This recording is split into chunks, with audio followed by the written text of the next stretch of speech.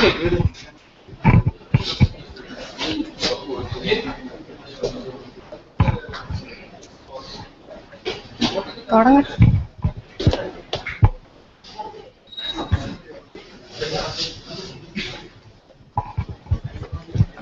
Hello everyone. A very good evening, and first of all, I would like to wish everyone a happy new year.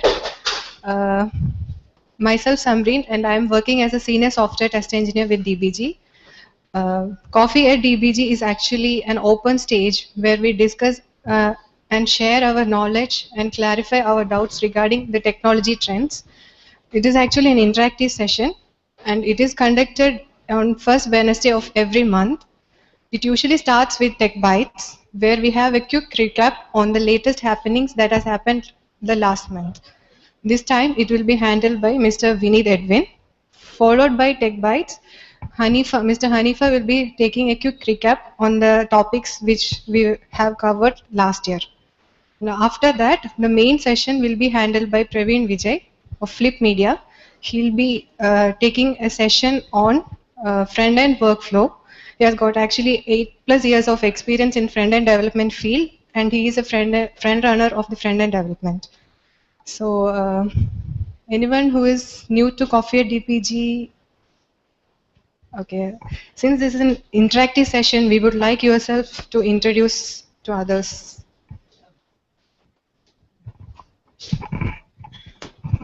Hello everybody, my name is Anthony. I'm from M Squared, and this is my first time. Hi. Good evening, guys. I'm Renu Ravikumar from M Squared SF. I'm also a software developer. Thank you. Myself Prasad from Alliance Cornell. I'm a solution architect.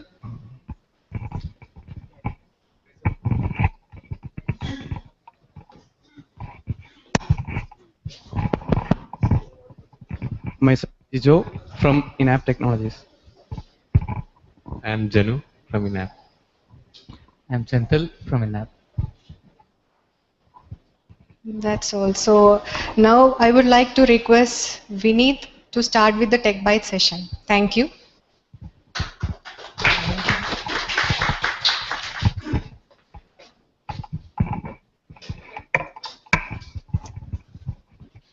Thank you, Samreen.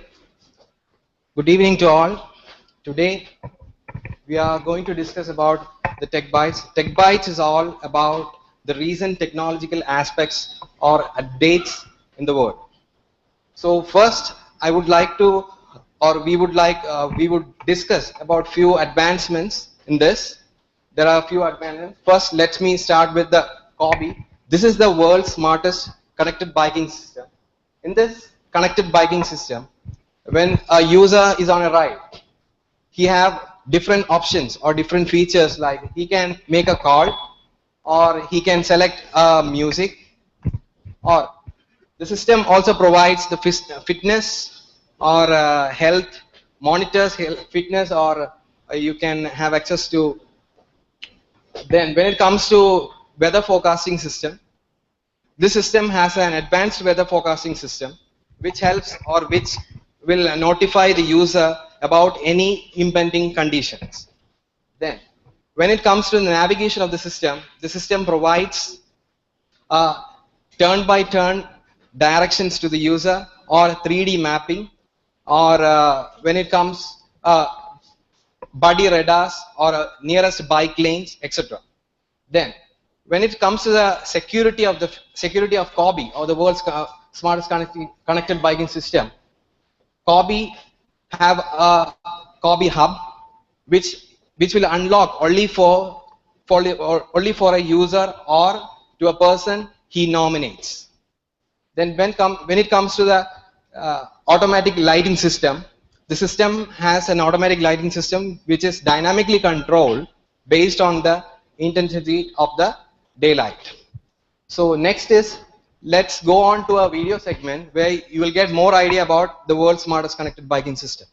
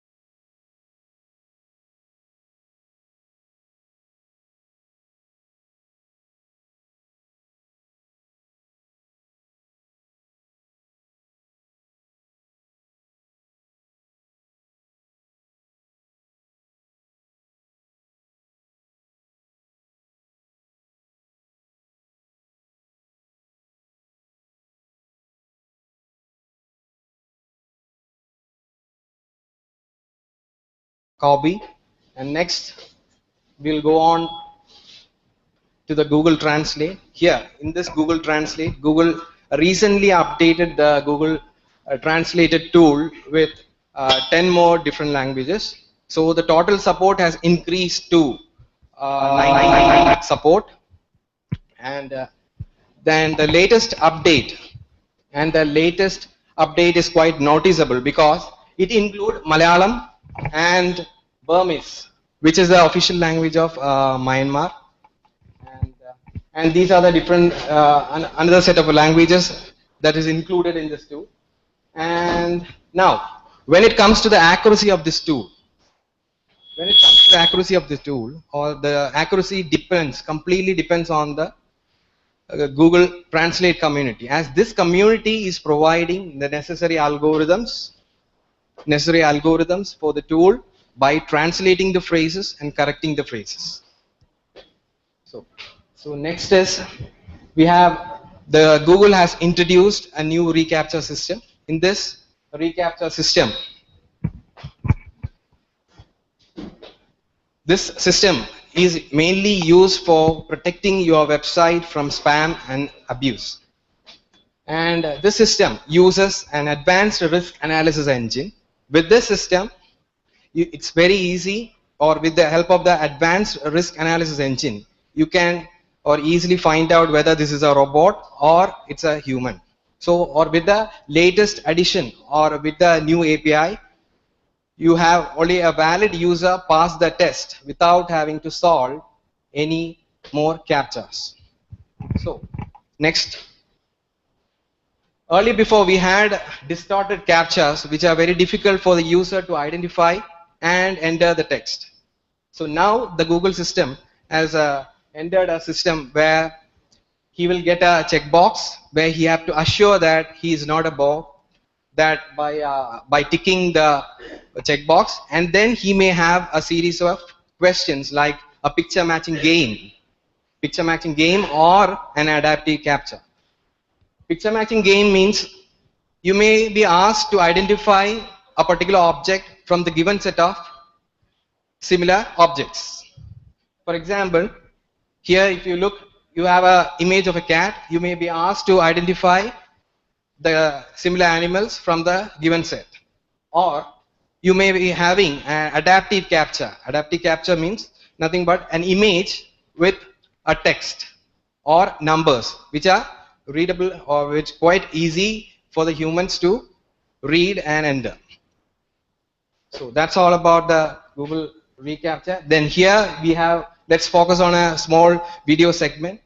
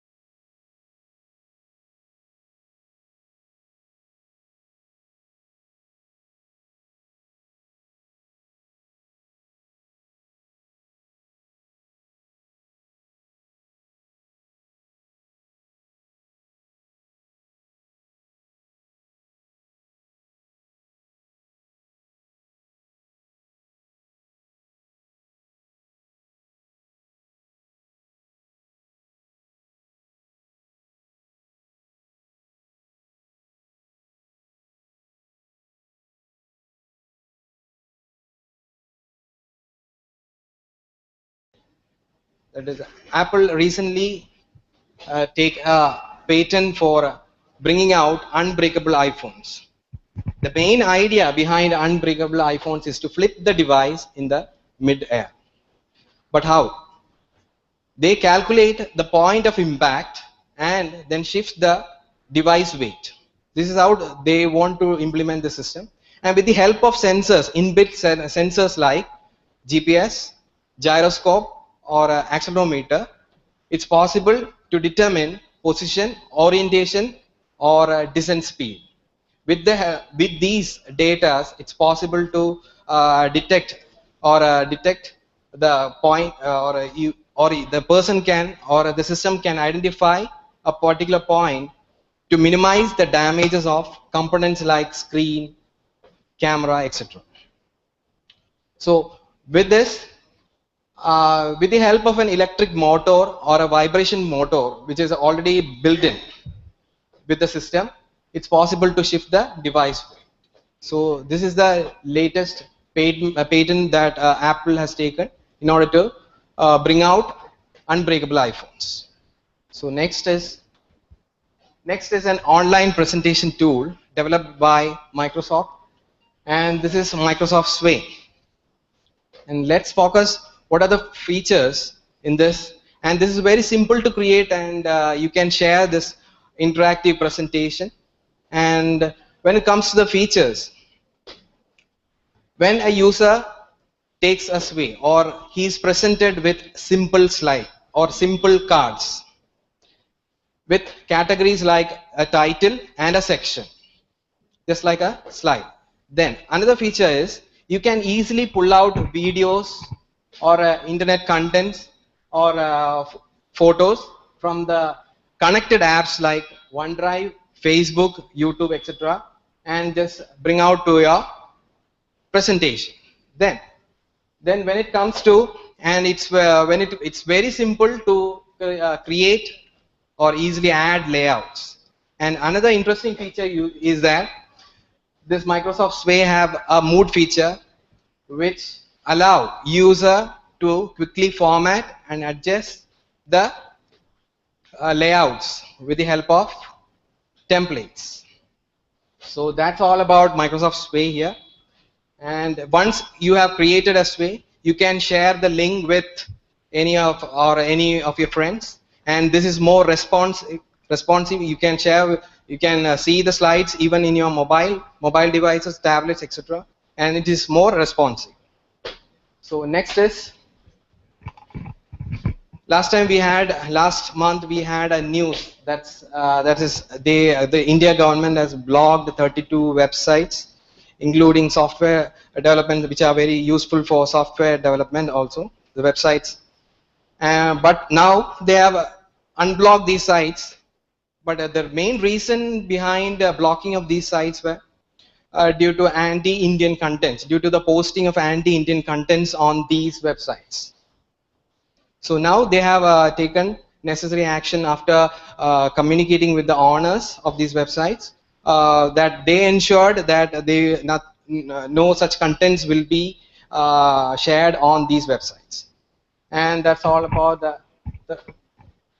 the next is Google Cast for audio. Last, Google has updated the news that the Google Cast for audio, and this helps a user to connect or to cast your favorite tunes to your wireless speakers. These speakers should have the capability of Google Cast enabled, or the supporting team behind this will be, or the speakers or third-party hardwares like Sony, Denon, and LG will be supporting the Google team for bringing out Google Cast enabled technology in the speakers or the hardwares. And with the help of these applications, or with the help of the applications available on the Google Play and iTunes, and it's very easy to download the application, and then you can share the application, or you can cast your music with your speakers. The only thing you need is a Google Cast enabled speakers. So that's all about the Techbites for this month. And now let me invite Anifa for bringing out a beautiful section on recap session. So let us welcome him. Thank you, Vinit. Good evening, all. Once again, welcome to the New Year edition of Coffee at DBG. We are about to start a discussion on Frontend Workflow by Praveen Vijayan. Before that, let's have a quick recap on what we have discussed on 2014. We have, it is 19th edition of Coffee at DBG, so we have covered more than 1 year. So let's have a recap on 2014. The first half of 2014, we have covered different topics, which includes clouds, that's in January. And we had 3 consecutive topic or discussion regarding mobile application development. That's in February, March, and April. And in May, it was an anniversary edition. I hope you all remember. We have given a small momentum to the speakers of that year, and we had a wonderful session. And we discussed about Heartbleed, a small discussion we had, which is a serious vulnerability which found in a cryptographic library, a popular cryptographic library. In the second half, we have discussed the relevant topics, which includes JavaScript and HTML basis. The first is in June, which was about object-oriented JavaScript framework. That was handled by Mr. Suresh. And the next, we have discussed different JavaScript framework. We have compared.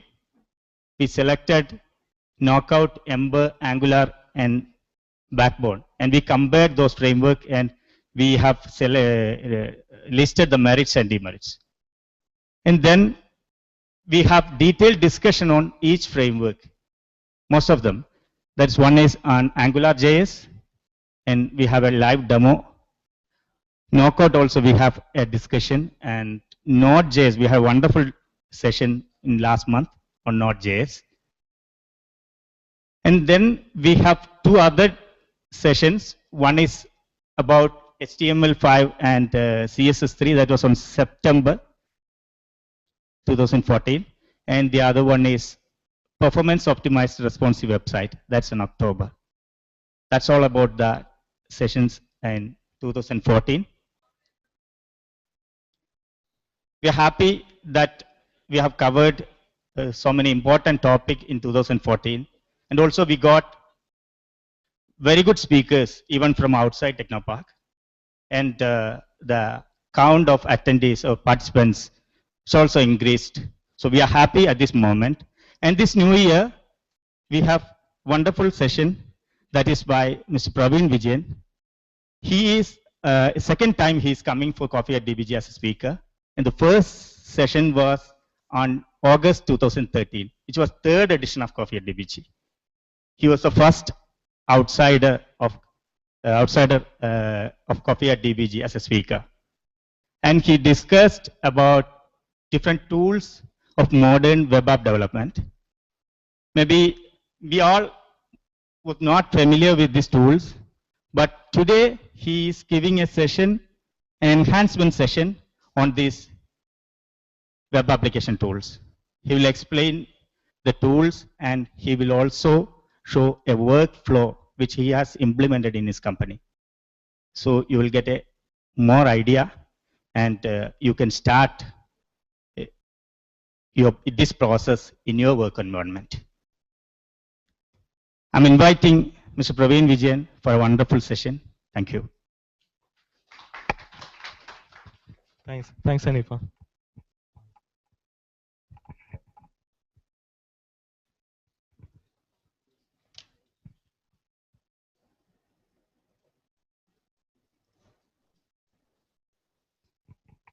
Okay, good evening all, and a happy new year.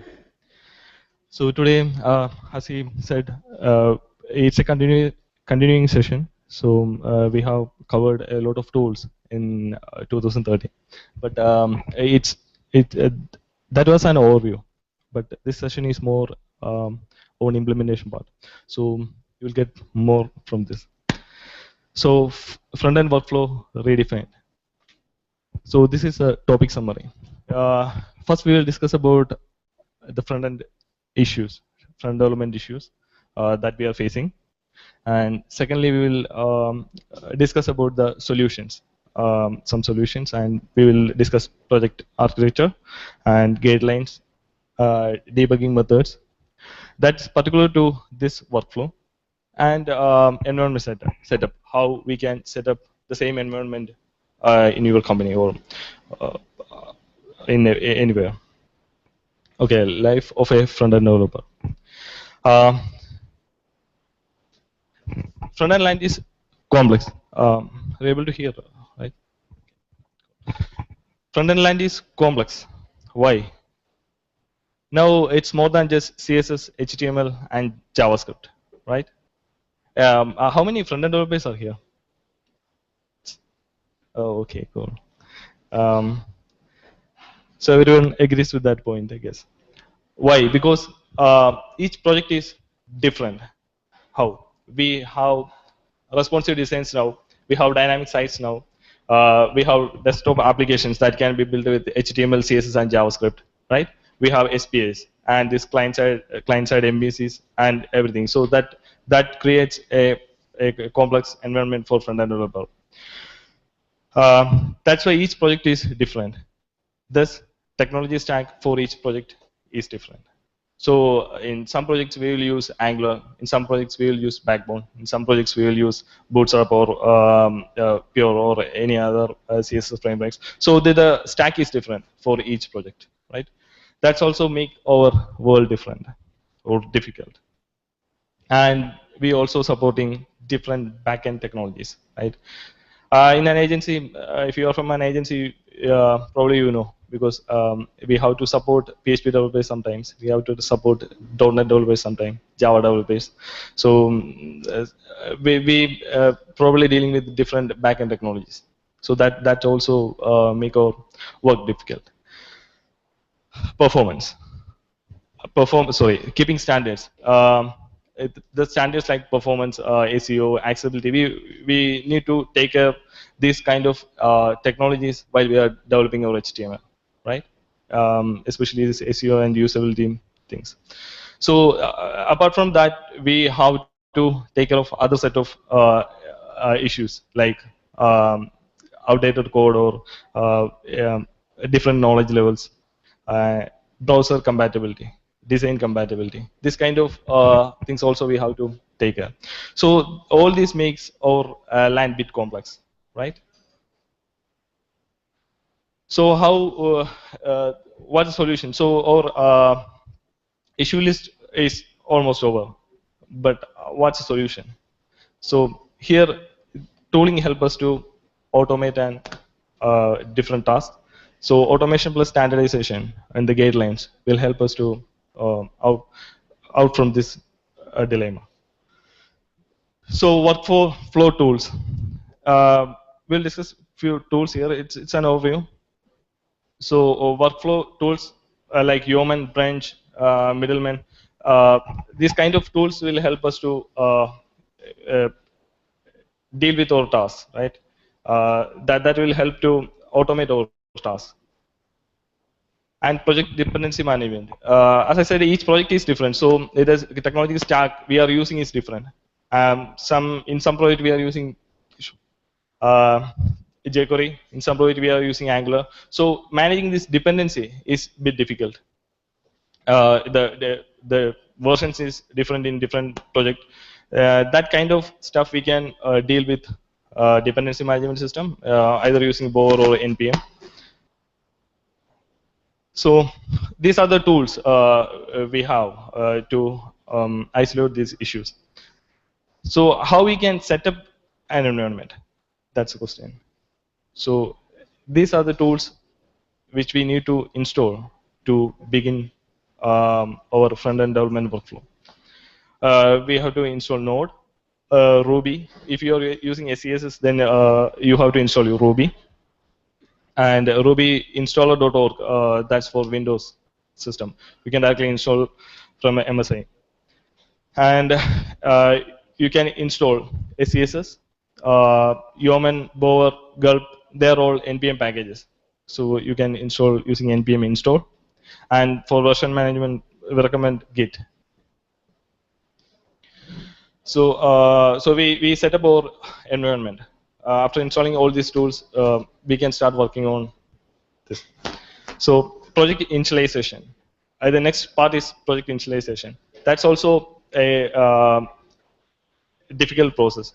Why? Because each project is different. So as I told, each stack is different. So each time you develop a project or you start a project, you have to download all these packages. You have to install all these things like that. That is a difficult process. It's most time-consuming process in the development process, I guess. So we can simplify this process using Yeomen generator or npm install or git checkout. You can directly download the predefined configuration files and your build files from a repository, and you can install it. It's our particular setup. So in this case, we are using Gulp starter kit, web starter kit from Google, and Gulp for project automation, JADE and SCSS, and Browserify for creating components. We will check in next slides. And this task automation. As a front-end developer, we have to do many tasks, like we have to link the code to ensure our code quality. We have to minify our CSS or concatenate our CSS to make sure that it performs well. We have to compile. If you are using any pre-compilers, then we have to compile and watch the processes. We have to optimize the images. So this kind of task can be automated using this Gulp or Grunt, using these workflow tools, basically. So I will do a small demo on how to initialize the project, so you will get a better idea.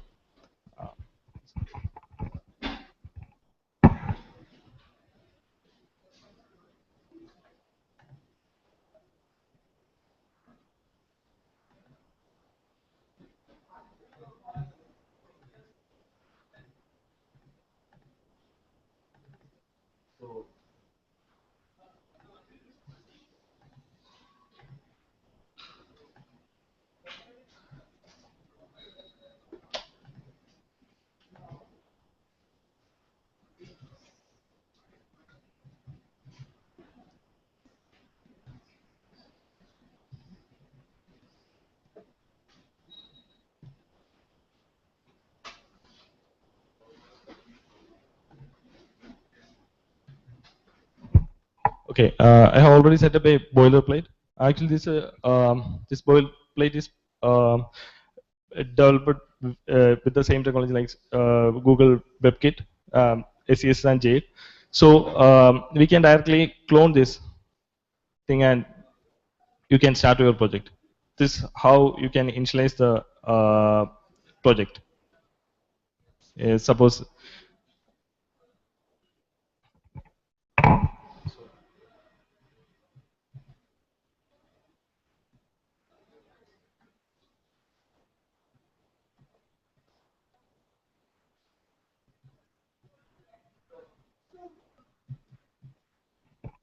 by cloning that repository, you will get the files that required to start your project, and from here you have to install the dependencies using npm.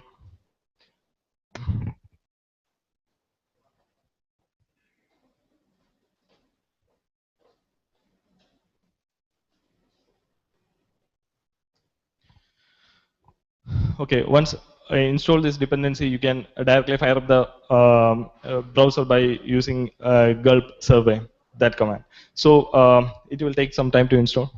Let it install. We'll get back to it. So this is how we initialize the project. There are another methods too. You can use Yeomen generators.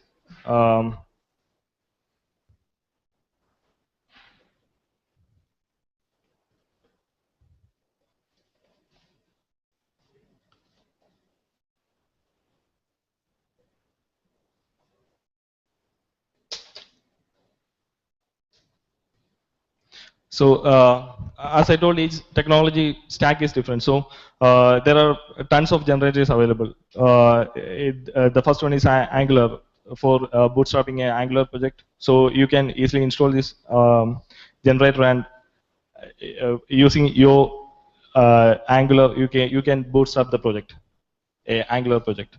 That's a base idea. Okay. Also, if you are developing a web app, you can use Gulp web app or a Grunt web app, or just web app. So WebGen, this is a generator that we created for us. It's the same thing what we done using Git checkout. The same repository files you will get in your project folder. Okay.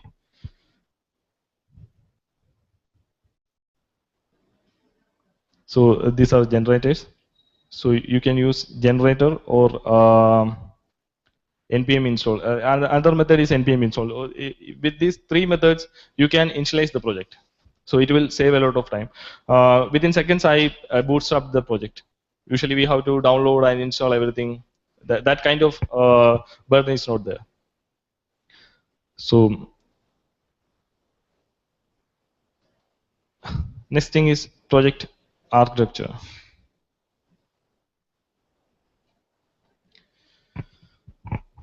Okay, now you bootstrap your project. Okay, all your files are there. You are installing your dependencies. So next one is what is the structure of that folder, or what's the structure of that project. And one thing I want to mention, this particular workflow that we implemented for web sites or dynamic sites or whatever sites, it's single page app, then probably the workflow is different. Okay, if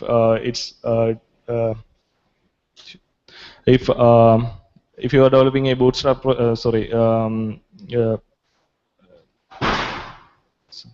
if you are developing a client-side MVC application, then the thing is different.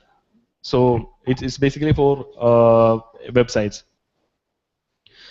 So I would like to, before going to next slides, I will show some technologies that we used, and I will introduce to that technologies. JADE. Instead of HTML, we are using JADE because it's a templating engine, and it has many capabilities like mixins, includes, conditional, extends, etc. So that we are making use of that technologies, and we are using SCSS instead of CSS. It also has this kind of functionalities, like we can use mixins, we can use variables, we can use functions, etc. So, and for JavaScript, we are using, it's not alternative to JavaScript like CoffeeScript, or it's not compiled, but it provides a way to modularize your code using CommonJS specification. So we are using Browserify. I will show you the demo of all these three technologies.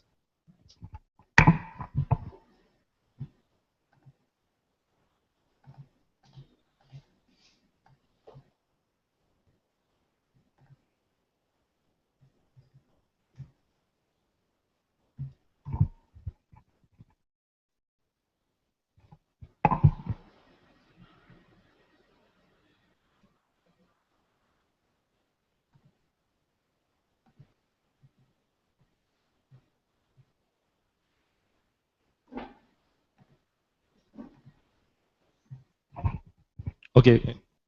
As you can see, this code is compiled to JavaScript. Sorry, HTML. So we don't have to write this opening tag, closing tag, angular brackets, and all those things. We can just use tags, pair tags like body, h1, h2, and for classes we can directly use like in CSS dot class name, and it will directly convert it into HTML. So it has many features like cases, comments, conditionals.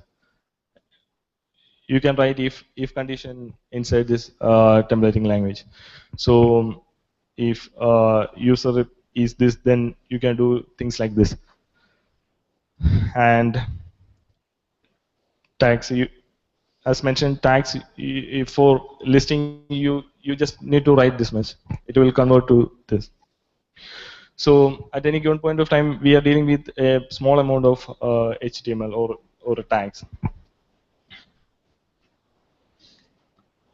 We can include things like this. If you include this head.jade, then this head.jade will compile and include in our final HTML. So we can combine make modules from our HTML,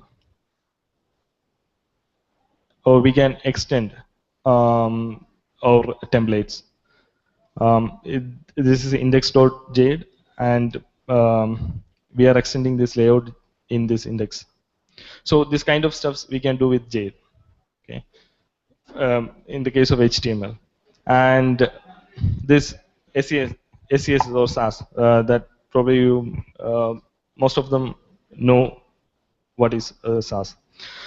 It also has this kind of features like we can include once. Okay, we can nest rules. Okay, inside a CSS declaration we can write another one, and it will compile into correct form. Nest rule we can use if condition. We can use comments like this. So this kind of things we can do with SCSS also. And Browserify. This for JavaScript.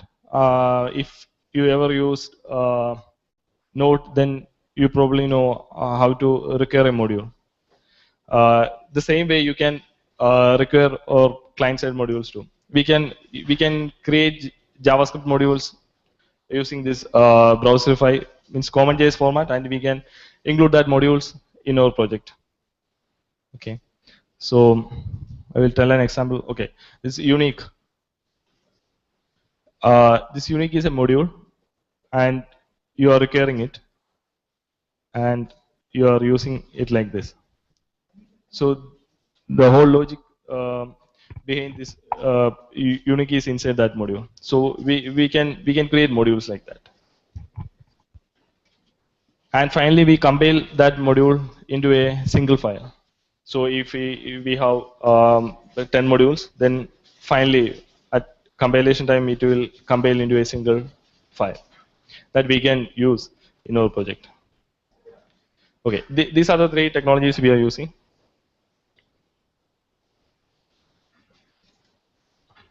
Any doubts on these three things?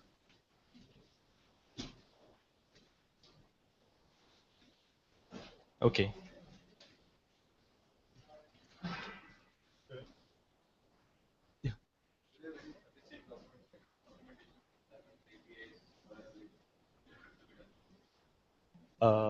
Sorry, I didn't get that. Okay.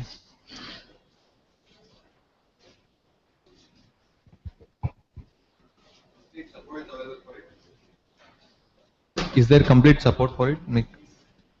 For what? These three technologies? Yeah. Yeah, of course, of course. I see Node.js is a new thing, right? Like comparatively. Node.js? Node.js, if we want to have or find something, it's like it takes time to find the new things or anything we want to do. Like in AngularJS also, there are many ways. Like we don't find easy solutions. We have to dig a bit. So like that, is it supported by many communities or like that? Yeah, this JADE Browserify, they are well supported actually. It's if you are require JS, then it's the same thing, but that based on AMD, a different specification. That's a difference. So these two technologies are well supported. It's not a problem. Yeah. Thank you. Okay. So basically we use these technologies to create component based development. Okay. So in case of templates, we are dealing with different kind of templates, and the number is huge actually. So we use a divide and assemble method. So first we have to check how to divide our template. We'll have master page that includes all the components necessary for the whole site, and basically it's a header and footer. And second thing is page layout. Page layouts means the grid system, the grid system that holds the component. Okay, and third thing is component. If you are from that .NET background, then you may know this same thing actually. The template, as I said, the master page contains that red part, the header and the footer part, and page layout contains that yellow part. That's basically the grid system. It's a container, and the bordered thing, that's the actual component. You can use mix and match that component because it's detachable. Okay. So how we divide this thing? You can you see this thing? The code? Okay. The top part is the master page. So we are using, as I said, we are using JADE.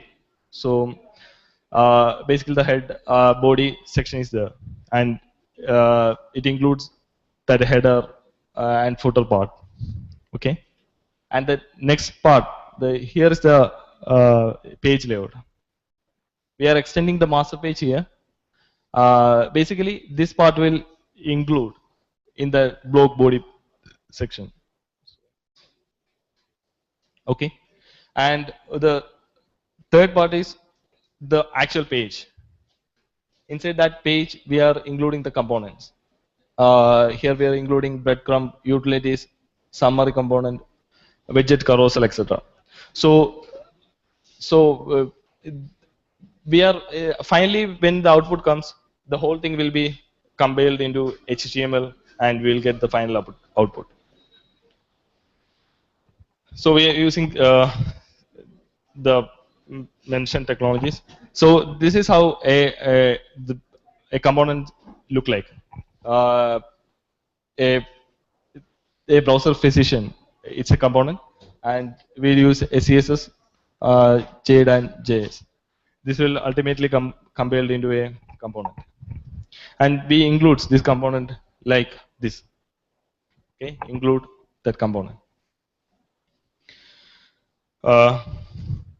So we divided our CSS, actually CSS, into many different areas. This configuration holds all the generic definitions like color, font, etc. And Legos we are using for the generic styles and styling the sideward elements. And our main styles holds all these things, and it will compile into main.css. And we also have a responsive CSS, all our responsive media queries, and everything will go into that. And our script arrangement is like this. We have a common JS there that includes all the site-wide JavaScript files, and main.js that holds or it used to initialize components. That we'll check. Okay, benefits. Before benefits, I will dive into a demo. Okay.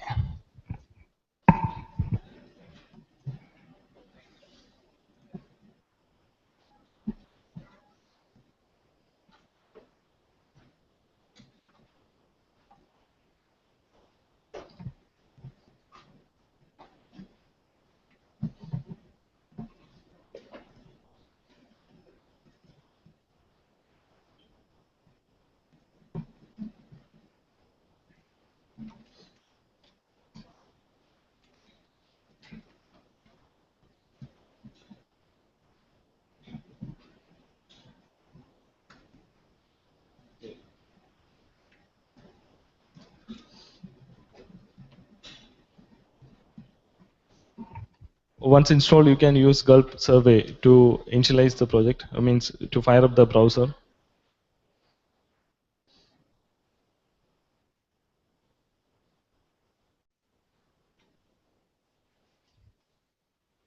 Okay, it will start a static server like this,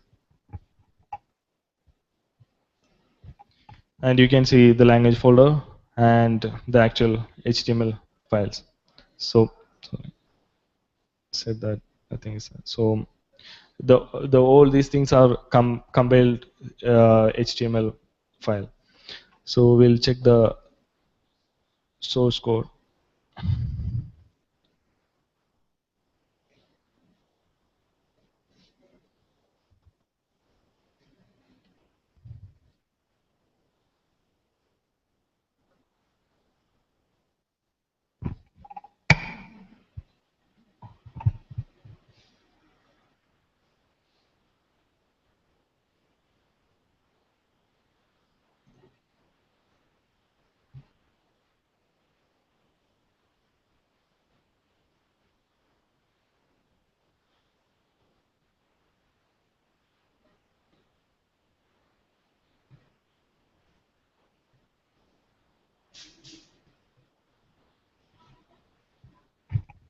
This is that page. That page compile to 40. This thing. This much code is generated from that single file. So how it works? We include this page layout. It's based on this page layout, and we are including these components. So when you check this breadcrumb component, inside this component, you can see breadcrumb, and it's CSS. Sorry, JADE file, and it's SCSS file. These two things will included means included in that HTML file, compiled into this HTML file. So you get the basic idea how we create this component, and ultimately we creating this HTML. Okay, so in case of JavaScript, we have to create modules like this, module exports. This is a common JS standard, and once you create this module, you can include it like this. It's a tab module, but still it's the same thing. Require that module name, and this is evoking this function. This if you are saving in a variable, and you can also invoke that function, but here it's evoking immediately. That's the difference. So this is how the parts work.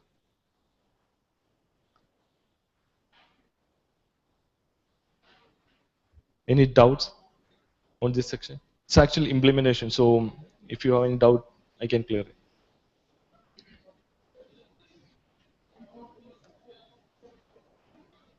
The main benefit of this is we'll have a master page that contain the header and footer, and we'll have many page layouts, right? One site may contain 5 or 6 page layouts max, or a landing page has a page layout, detail page has a page layout. That page layout repeats in many sections, right? So we can create that page layouts here. It's like this. So these are the page layouts, and we are including the components inside that blocks. Okay. So, One question. Yeah. Is that the component is available, or we have to write? We have to write. We can reuse the components because. Okay, so for example, a breadcrumb is that downloadable, or you have written? We have write that thing, okay. Because this component we can reuse in other projects, but it's not in the wild now. It's only in our workflow. Yeah, sure.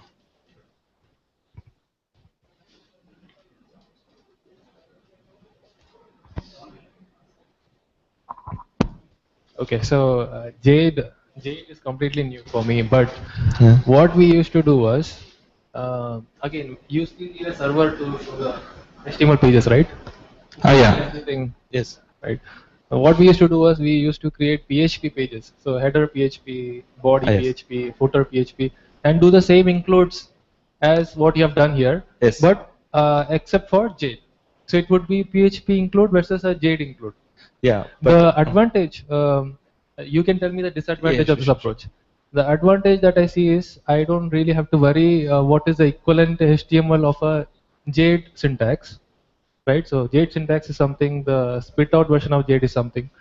And whereas in PHP, if I just write HTML, it would just spit out as it is, right? I don't have to really worry about that conversion coming into picture.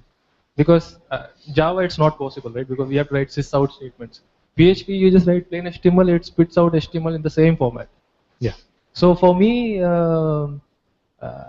why would Jade be so relevant for me? Jade, right? Yeah. Okay. First thing is, you don't have to worry about this closing tags. In PHP, you are writing the same HTML, and you can, right? Say you're writing HTML, It right? is exactly the same. What I would do is I would just take doc type all the way till head in header.php and body all the Here, way right. to body. This. Correct. That would be in Okay. multiple body.php. Okay, but you can write like this, right? No, I understand this part. My question is the approach that I have now with using PHP and the approach that I have with Jade. Why is the PHP approach a disadvantage for me than using the Jade approach? The thing is same. Actually, what the outcome is same, but still, you have to write like this, right? You have to write.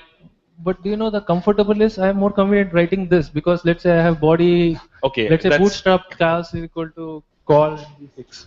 Yeah, that's. I am better writing the class inside my HTML rather than leveraging to Jade. Jade give a default class of call MD6 for body tags. See, this is less code. Okay, first of all, we will get better understanding of what's happening, and we don't have to worry about closing tags. That in PHP, if you write the plain HTML, once the page is big, huge, then it is very difficult to find this closing tag issues and errors. Okay, this is so clean. And third thing is I don't think so you can extend PHP like this. You can extend multiple things like this, and you can include, but you can extend. There is a difference. See, in PHP, you just include that part, and it compiles, and you get the output. Here, you can write. See, these are blocks, and you can, from wherever you can include blocks. See, one second. See, this block call one. We are under this block call one. We are including all these components, and this block call one is here. So under a block call one, you can add as much as components. That's possible using PHP, but you have to write some logic, means other things to do the same thing. Okay. We have to use less code. We have to write less code than. But yes, it's right. For this project, that's an advantage. Once we do the backend integration, then we cannot go back to the J format. That's a problem. That's a biggest problem, and we will come into that point later. Okay.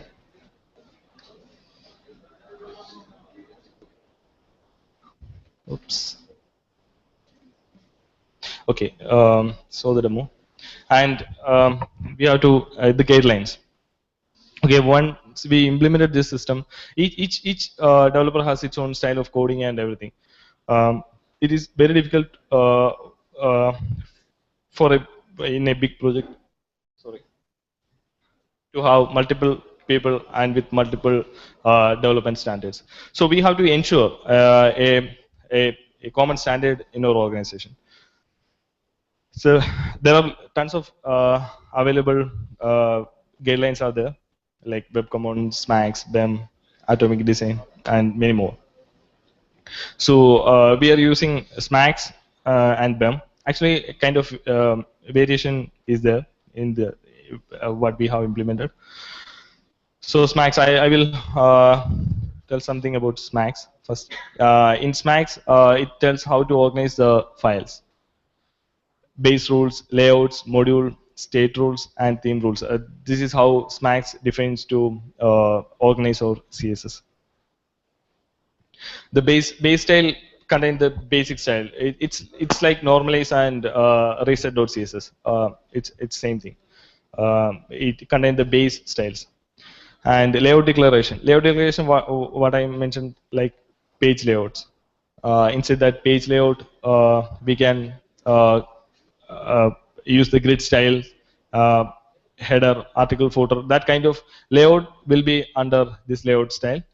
And in module example, that's where this components comes. We can implement that style.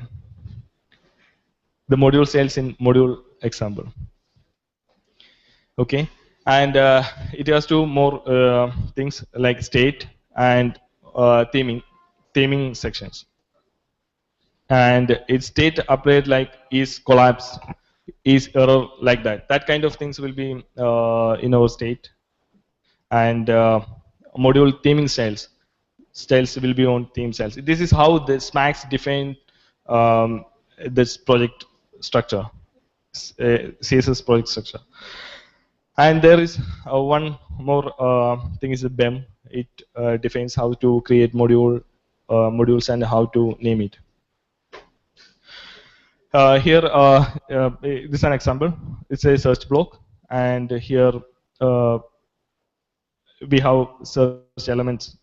So all elements will name, like first of all the block will be have a search class, and we are extending that like we are not extending, we are naming the elements like search double underscore and that element name. This is how it defines the naming. In the case of input, search double underscore and input, and search button same way.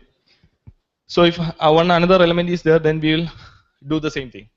Search double underscore and button. If suppose in this example we have a different button style, right? And we are using a modifier to modify that color, and we indicate it as double hyphen and that modifier. So this is how BEM defines the naming or block and naming. You can modify the block itself using that modifier. You got what I mean? It's a naming convention and component guidelines from BEM. Okay. So adapt a generic guideline or use our own within our organization. So debug with style. Okay, this debugging techniques are related to this particular workflow. There are tons of other debugging things. We are not covering this thing. So just it's related to this thing, this particular workflow. Source map. Since we are using SCSS, debugging is very difficult because we are dealing with compiled source code, right, or minified source code. So debugging that minified source code is very difficult. We won't get the accurate place where we write the actual thing. So source map come to rescue. This is how the source map look like. There's a main.css. That's this is that file. It's a compiled output of all these component and everything.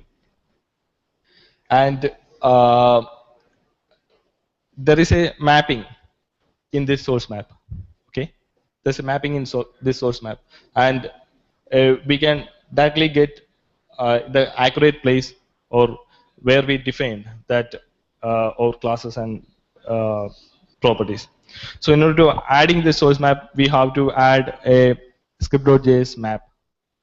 Okay, and in case of CSS, we have to use a CSS map.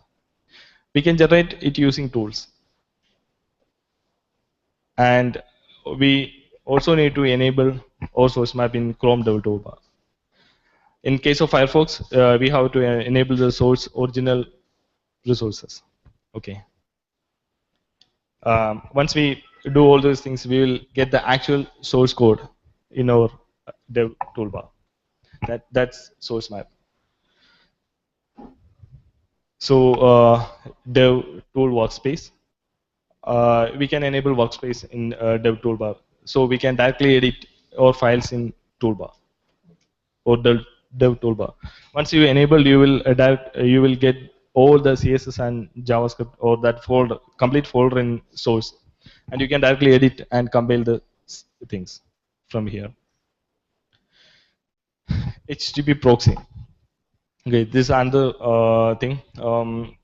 I know most of us know what is proxy. Proxy is sits in between our client and server, and we can make use of proxy to route the things, or we can manipulate the header, we can manipulate the path, etc.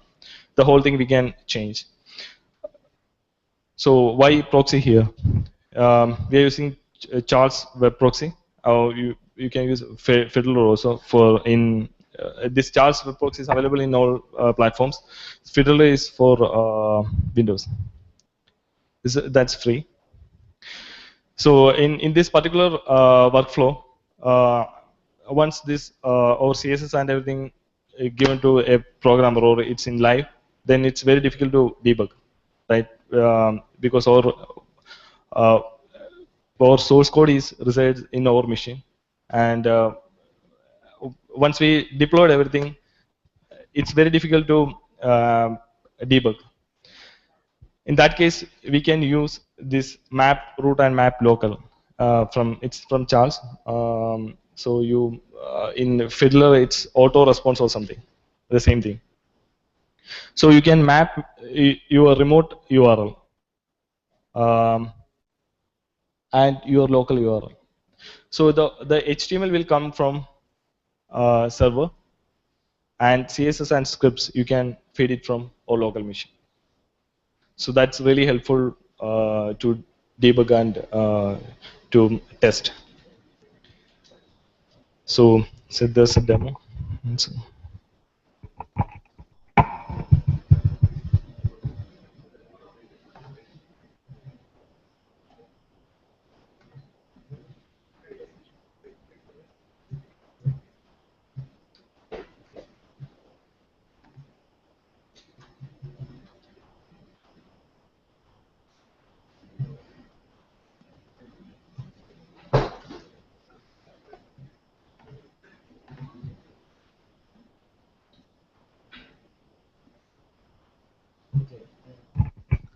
This is the site in the cloud. So if we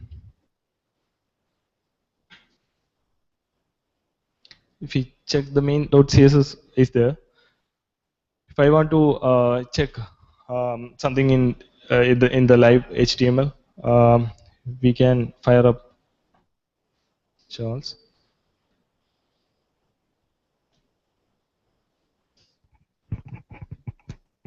And we can enable map route. So it's already enabled. So here you can see all requests from help point. This directory will redirect to this directory.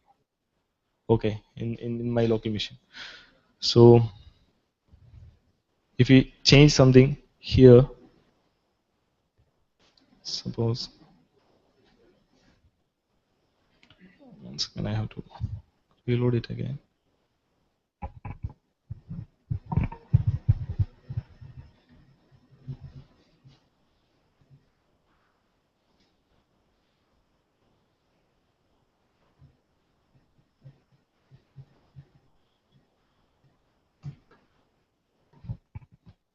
Okay.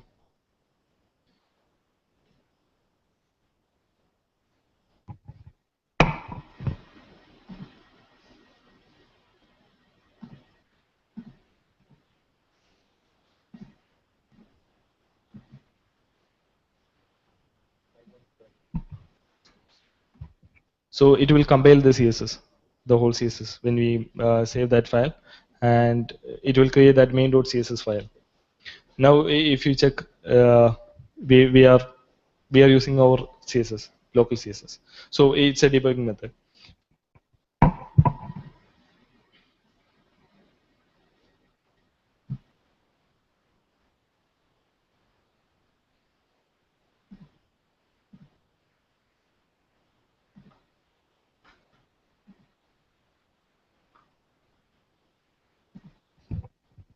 Okay, so we saw guidelines and debugging methods.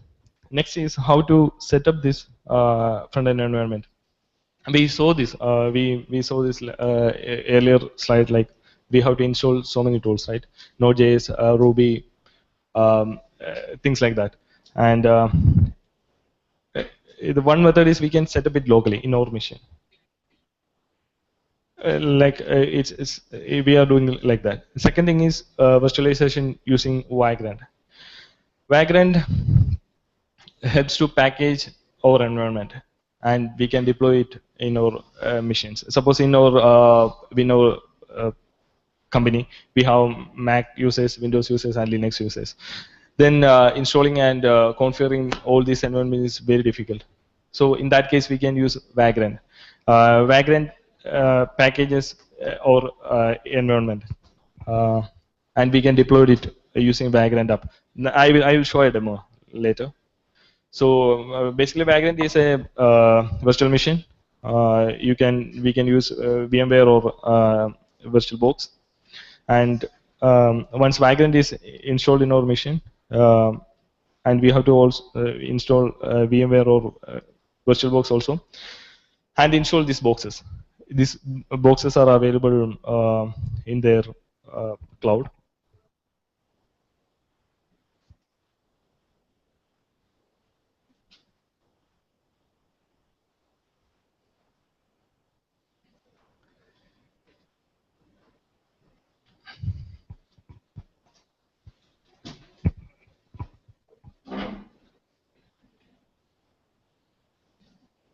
Okay, these are all boxes. So we can create our own, or we can use predefined one. This Ubuntu 14. There are many Debian, many packages. So once you install this Vagrant, you can use Vagrant init that box name, and Vagrant app will download and install that box for us. So the whole development configurations, the versions, and everything will be there.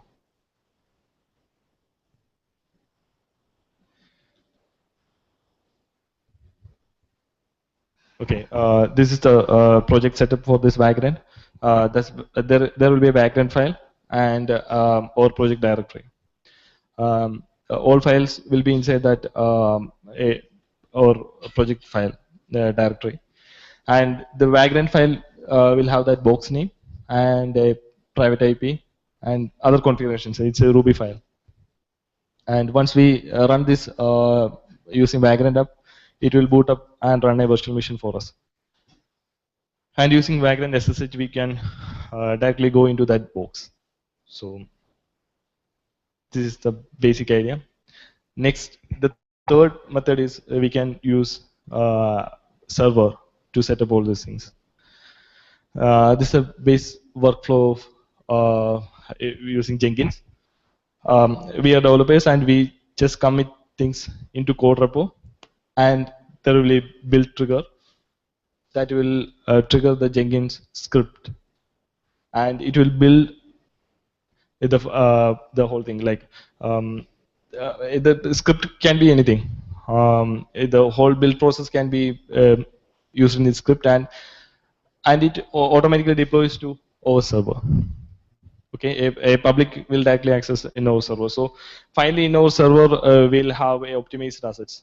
like minified, concatenated, image optimized, things will be there. That's all automated. So this is the base workflow of this setup. In this setup, we can't include this JADE or SCSS because that will be we can include, but that will be a difficult process.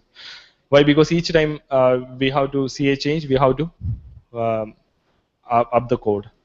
So that's not practical, I guess. Other things like hinting, linding, and minification, image optimization, that kind of stuff can be done through CA, means Jenkins and CA. Okay, so this is another method, and always keep your source code.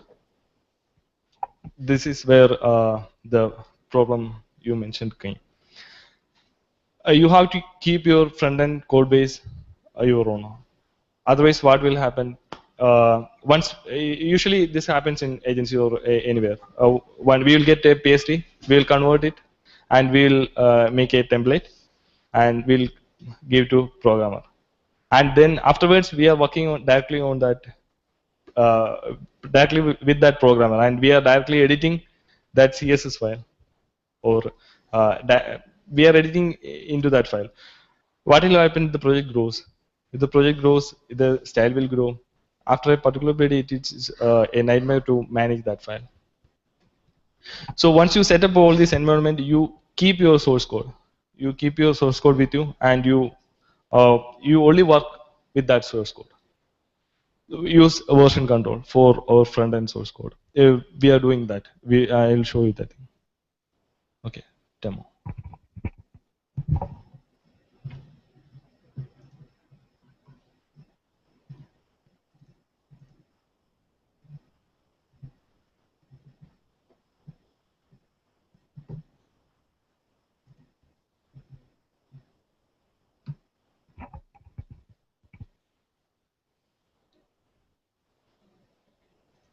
Okay, we set up a GitLab instance in our server. So this is all our front-end source code. So once a new member came, he just need to check out the code and npm install the dependencies and fire up the server and just work the project. In normal cases, what will happen? He has to go behind the developer who developed it first, and what he done in that CSS. That always happen. And what he'll do is, if in Yeomen or something, he'll just go end of that CSS file and write his code. There is no organization. There is no. It's not because that developer is bad. It's very difficult to maintain that kind of code. And even if in our organization we have a standard, even though people will do the same thing, because it's very difficult to go and check where the actual thing is. So always maintain this source code, front-end source code. It should be differ from our actual PHP or .NET or whatever project code. And I will show the Vagrant thing also.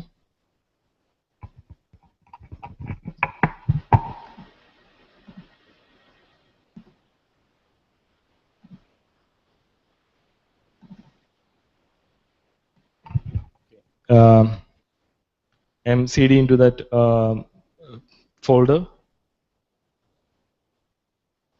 and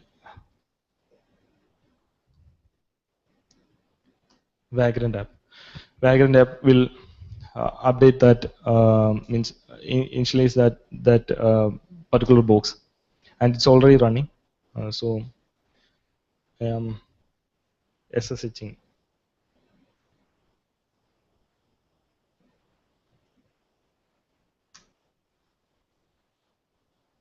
Yeah, I am into that box now. Once. So we have two files in our this project folder. So I am. So this is the folder in which we are going to set up the environment. set up the project. Okay. It's our project folder. Okay. It is in that machine. There is a new machine is there, and we are about to set up the project in that machine. We have to set up the Vagrant and environment VirtualBox. Once we install everything, you only need this file Vagrant. If it's a new project, you can copy this and you can start a new project. Okay. So if you check ls, you will see our HTML and Vagrant file is there.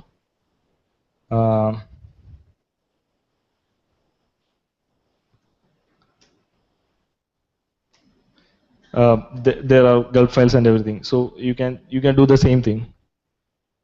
Gulp survey, so it will fire up that static server for us, and it will give the local host. But you can't access it's a separate machine, right? It's a virtual machine, so you can access it like this. In that case,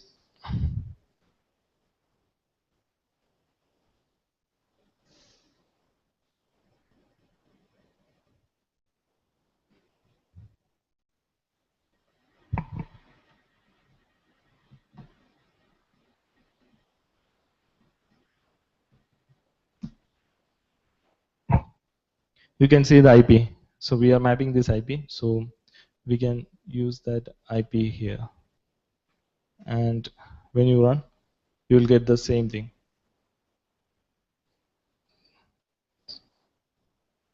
Same thing. Okay. So what's the benefit of this? If another developer is there in Linux machine, you don't have to install everything in his machine. You just install Vagrant and VirtualBox and this box also. The whole environment will be in that machine. You can just quickly start his project. So this is the use of this is a way, one way to commonize our development workflow. Okay, so we are about to end the presentation, I guess. Yes. Thank you. So, any questions? So actually, this is the time to ask questions. Yeah. And get clarity on all those things, all those new technical terms or anything that you have heard or you didn't get it. This is actual implementation.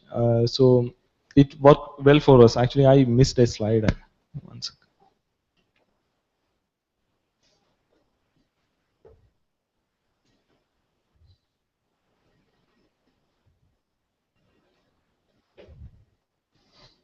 Yeah, what's the benefit of this? Why we are doing like this? Actually, code maintenance, there are tons of benefits. It reduces our headache. Seriously, when amendments and design changes come, it's a burden for us to work on a huge code base. But when you modelize things, or when you create it as a component, then it's really easy for maintain the whole project. It's really time saving, and the multiple developer can easily work on the task. Why? Because there won't be any big conflict or something, because each one is working on separate project, separate component, and consistency will be there, code quality will be there, it avoids duplication and that kind of stuff. So it's really good. Yeah, so as well as it's a lot of time that we spend for human errors. As once we do it manually, we commit a lot of mistakes, and we will spend a lot of time to solve those issues. But when we go for automation, all these things will be handled perfectly. And so it's time for question. So let's go back to have a quick recap on what we had done so far. And you can ask questions from starting. Yeah, first from start you can start.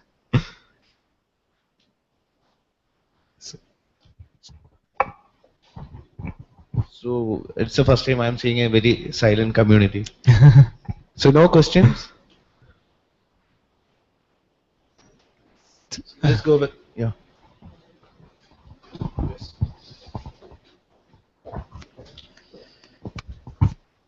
Hi. Hi.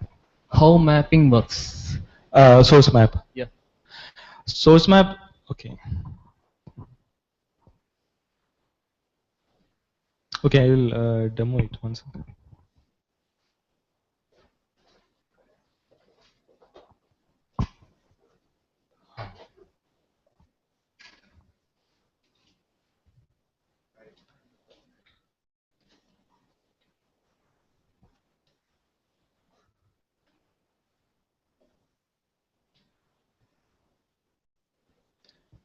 Okay.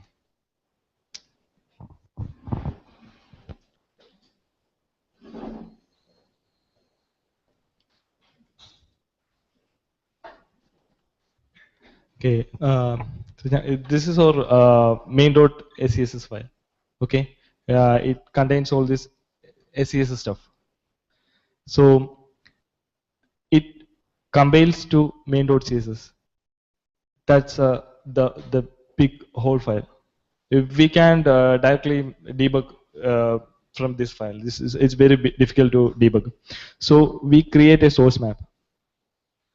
While we are creating a component or we are editing the CSS file, it automatically creates. It's automated. There are tools available to create source map. So the source map knows where the original source code is. So it has a mapping like this. So this config contains this much functions and this thing like that. So it will automatically map to our CSS file, the original source code. When you run, the toolbar knows how to use that source map. No, then there won't be any traceability. You will lost.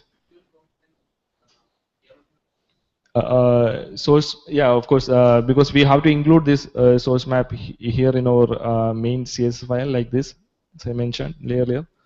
So if it's not there, then you will get a console error, right? So you can check. So my first question is, how many of you are currently using any of these technologies in your space?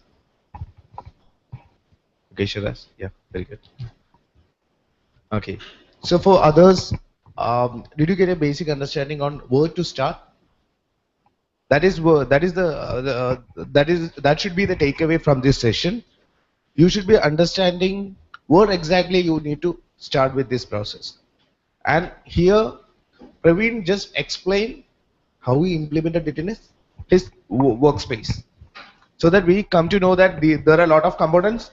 These fall under these places. These are the build tools. This is used in this section, etc. And you can and you know how to set up a. You should be knowing how to set up a local environment and start working on this process. So that type of questions are something to be asked to make sure you will be able to start with that. And normally we always hesitate to start these type of things because we do not know whom to contact when we are stuck. Okay, right now we will also be sharing the contact details of Praveen. Also, we have a Facebook community where you could ask questions and seek support on that. Okay.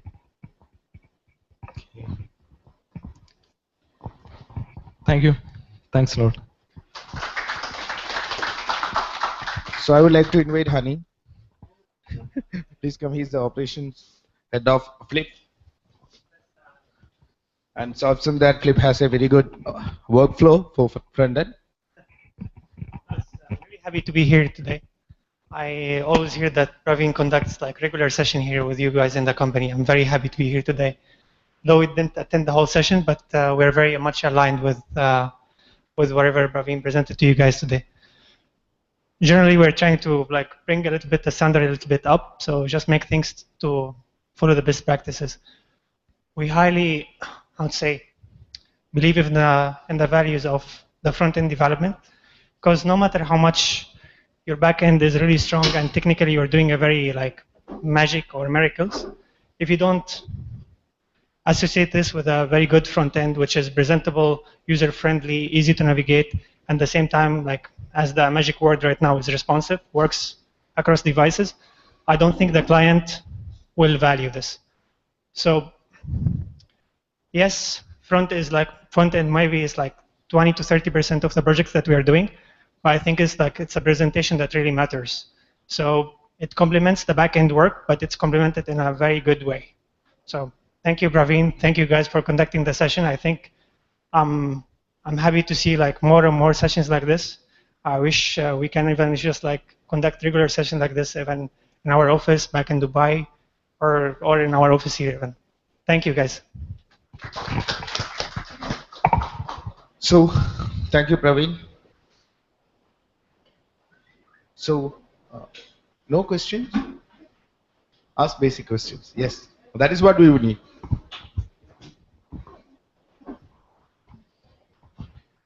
So, if I want to start a small project, okay, so basic requirement is UI will be there. I need to connect to a database. I should retrieve data. Okay. So here, what do I need to do? How are you connecting data and getting the data and retrieving the data, or what is the thing are you doing for it? How are you displaying? Okay. See, this is a total front-end development workflow. So the connecting database and everything that's not part of this thing, unless you are developing a SPA. A single page application or something. You are directly dealing with this client side technologies. If you are dealing with Angular or a Backbone or something, then you have to fetch the data from server and you have to implement these things. But this is actually a side development thing mainly. How you can architect your project and how you can make things. That's why I initially told it's each project is different.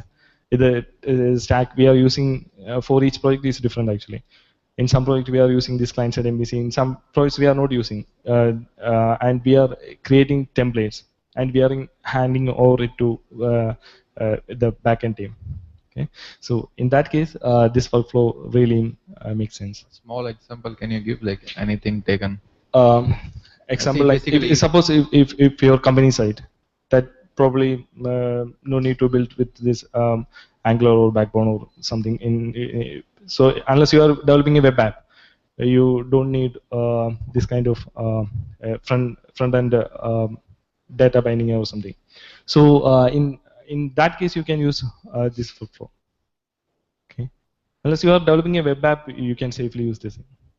If you are developing a web app, even though you can use, but that include client-side templating and everything. So this is another approach.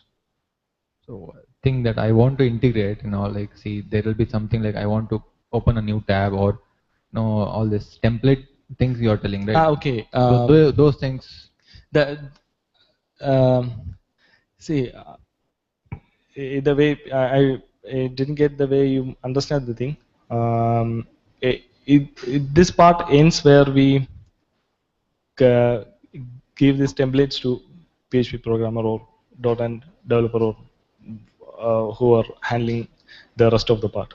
The functionality is not included in this. We get PSDs or templates and we are converting it into HTML or templates. Okay, and we are handing it over to our programming team. We are dealing that part, that front end part. Okay. So actually, what currently, as per this workflow, we are detaching the front end team completely from the back end team, and we consider as he will not do any code for back end. He just does the front end, HTML and stuff like that, generate it and ship it to the back end developers. They will take care of the rest.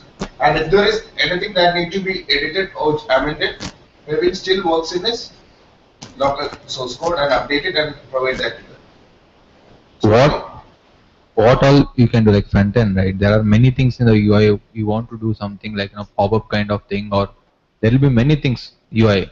Forget about the data. I just want to do many things into it. Like how are you doing it? For example, Okay. if there are many things like tabs are there and drop down list may be there, or HTML things. Yeah. Okay. One second. So that's where these components come. This is an coding component. So you can create a component like this, and it will. Can you please demonstrate a small thing, if anything? Okay.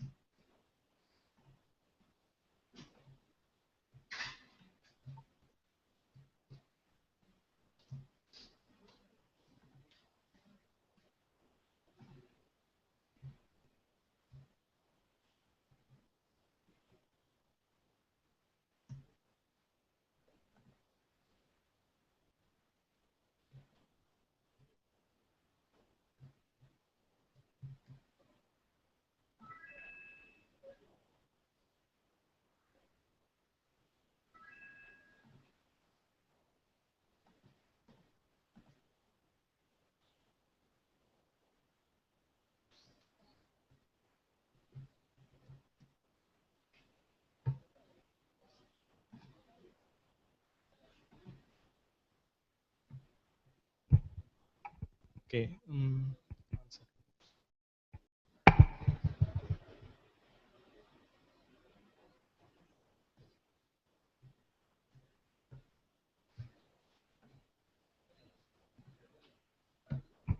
So I created a component here. Okay. I am creating a new page here. One second.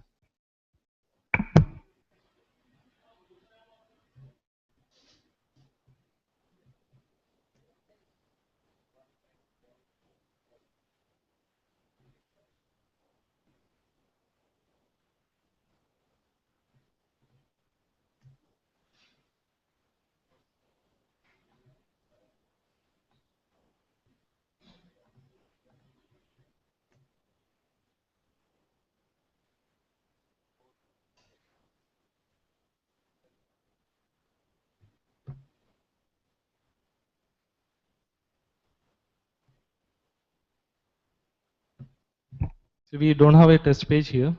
When I save this, a new test page will create. See, with all or page styles and everything. So when you check that test page, it will be here with basic stuff, master page. So now we have to include that component.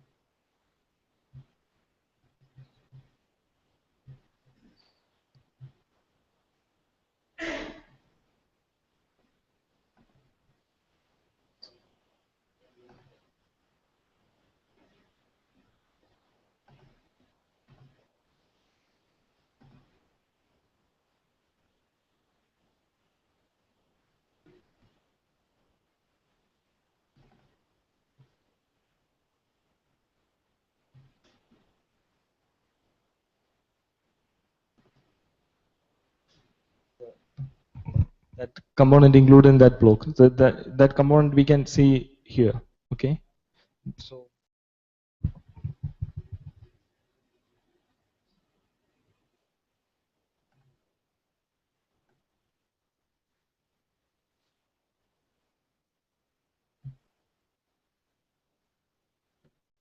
We'll create a small accordion. Okay, that's what I guess we can do quickly. Um,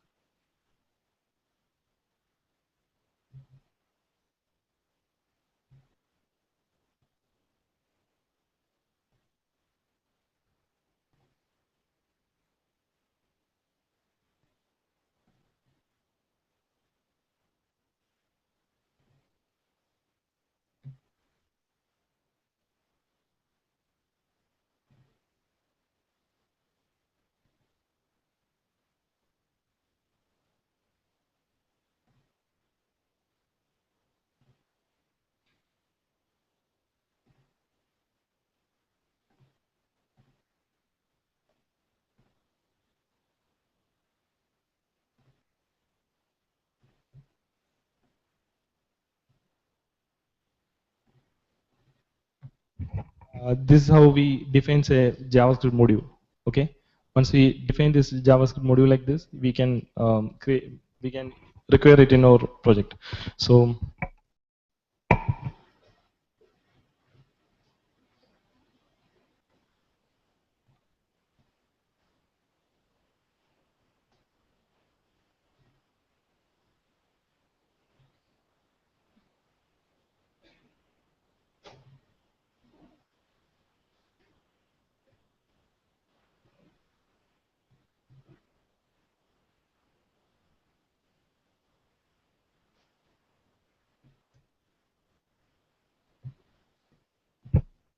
I will record it in main.js because it's easier for a demo. So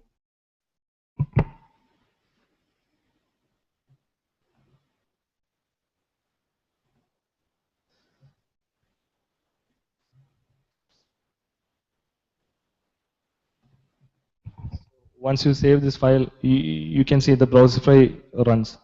Okay.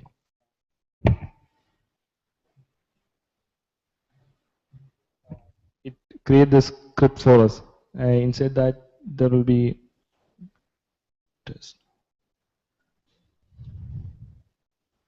Okay, that function is there. When we check, that alert will be there. So if accordion tab, everything we can create as module. So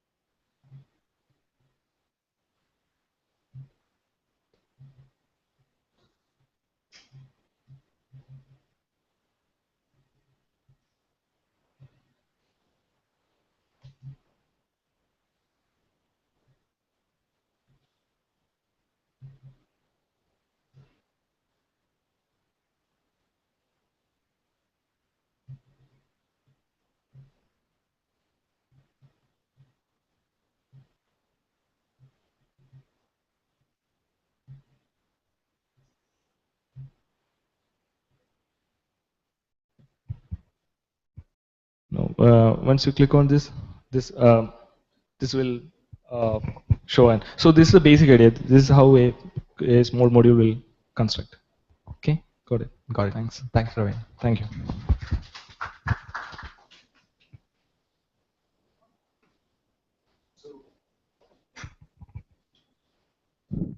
So first of all, actually the way we think about project, it's need to be changed.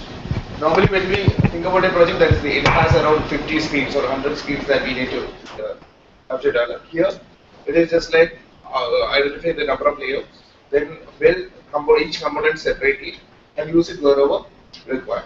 And once the basement is done, then it will be very easy for you to maintain it as well as to do other.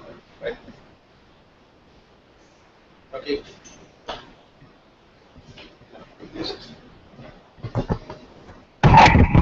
So, any other question? No? And first of all, I would like to thank Praveen for taking time out of his busy schedule and preparing for this. It would surely take a quite bit of effort. Okay. And he came here to explain what exactly he do there. Normally it will be easy for us to implement new things in our workspace, but when we have to explain it to somebody else, it would be really tough.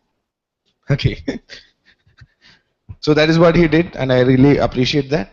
And thanks a lot for all of you for coming here. And for the new people who are here, initially you might have got an idea about what Coffee DBG is, right? And it is also about making friends. We have a community in Facebook which is called TechnoGeeks. Over 1,000 technology enthusiasts are there in that Facebook group. And I request everyone to be part of that so that we can continue the discussion about this. And if you have any questions, Praveen is also available in that group. And all the slides, photos, videos, everything will be shared there. The session has been live on YouTube, and it will also be posted there in the Facebook group.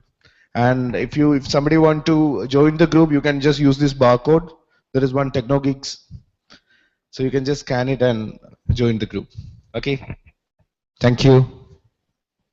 See you for next Coffee DBG.